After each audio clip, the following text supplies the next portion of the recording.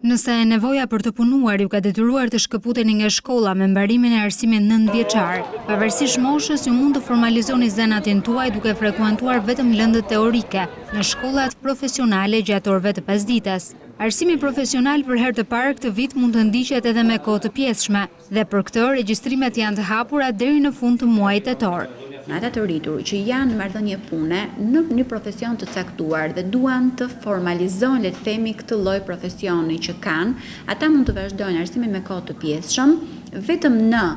pjesën teorike, pra në kulturën e përgjithshme dhe kulturën profesionale. Dhe pjesa praktike është e quajtur me një provim,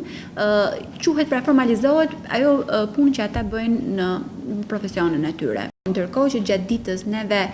zbatojmë dispozitat normative pra për ecurinë dhe për vazhdimsinë si në të gjithë sistemin arsimor, pra ka atë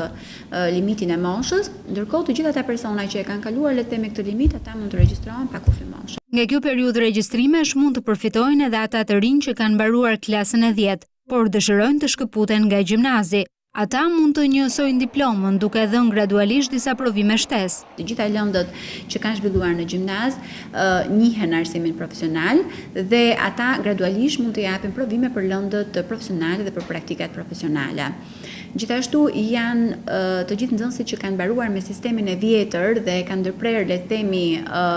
studimet e tyre dhe ata mund të ekuivalentohen me strukturën e re që ne kemi hapur pra në arsimin profesional, përsëri duke